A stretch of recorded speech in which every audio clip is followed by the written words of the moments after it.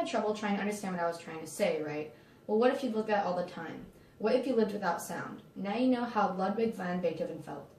Beethoven was a famous pianist whose music is still widely known and played today. In my opinion, Beethoven's life itself is an inspiration. Beethoven lost his hearing in his 30s, but did not let his deafness stop him from creating some of the most beautiful pieces of music. His music has been inspiring for the whole world. According to Biography.com, Beethoven's music was even played at the fall of the Berlin Wall. He wanted his music to represent peace and prosperity, and it definitely did. Just like Beethoven, everyone has battles that they're fighting every day. Everyone has their methods to cope with the stress and the anxiety. Most people, like Beethoven, use music as their outlet. According to Biography.com, Beethoven slowly began to lose his hearing. He didn't just lose it all at once. Beethoven used music to help himself cope with the realization that he would soon not even be able to listen to his own music. Little did Beethoven know that his music would change the lives of others as well as his music changed himself. According to Hyperhistory.com and many other piano lovers, Beethoven made his best work after he had already lost all of his hearing. It's hard to believe that someone who can't hear a single note could create beautiful pieces of music on the piano. But Beethoven did. After he lost his hearing, this is when Beethoven created Missa Solemni, and if you haven't heard this piece, I beg you to listen to it. Beethoven did not let his deafness get in the way of doing what he loved. He didn't care that he couldn't even hear his work because he wanted others to feel it and be moved by it as well as it moved himself. And that's what's truly inspiring about it, his selflessness. Normal people would stop writing music after they became deaf, but Beethoven wasn't normal. He wanted to make the worst thing that ever happened to him become the best thing, although even Beethoven had his ups and downs. According to Time.com, Beethoven once said, "My poor hearing haunted me everywhere like a ghost, and I had avoided all of human society." Even incredible people such as Beethoven can go through hard times, but how they react to the difficult situation is what makes them stand out from everybody else. At first, when Beethoven lost his hearing, he stopped writing and composing music.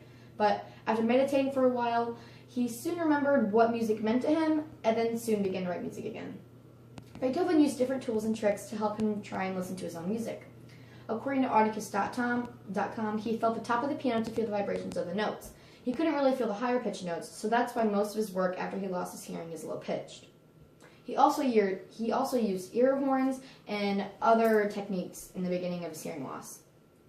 According to Articus.com, he didn't use sign language. He communicated with people by writing down their conversations in books. He also wrote down his thoughts in books as well. There is said to be over 400 volumes of these conversations with others and with himself. This is how his historians know so much about what his hearing was like when he first started to lose it and about all of his mental illnesses. There's even a theory that an early biographer of Beethoven, Anton Schindler, destroyed 264 missing books because he wanted to preserve the good image of Beethoven. Although there are many mysteries behind the story of Beethoven, there's no mystery that his music has changed the world. According to BBC.com, the Berlin Wall came down in 1989, a wall that once represented the suppression of all human rights that would be destroyed to reunite the world and bring back peace and humanity. Like I said earlier, Beethoven wanted his music to represent peace and prosperity. According to TheNation.com, Leonard Bernstein wanted to bring the world together during the fall of the wall. Bernstein assembled an orchestra from those who shared Berlin. This includes musicians from France, the US, Russia, and even England. Bernstein conducted 2 performances of Beethoven's Ninth Symphony that Christmas. Bernstein made Ode to Joy become Ode to Freedom. According to OUPblog.com, Beethoven's music was deemed to embody both the triumph of liberal democracy and even the unification of once divided people. The Berlin Wall was selfishly made to divide the world, and the fact that Beethoven's music was played during the fall of that makes his work even more inspirational. Those who listen to Beethoven's music agree that music is cheerful and full of life, and that's exactly what Beethoven's music brought to the world. Beethoven's story is proof that if you set your mind to something and work hard, then you can never fail. Beethoven lost his hearing, but he did not lose his passion. He might have went through stages of depression and doubt, but he never gave up, and that is what's inspiring about him. We're all about to go off to college, which means that we're all about to experience some sort of doubt and or hardship while there. Whenever you feel like you can't get through your hard times, remember about Beethoven.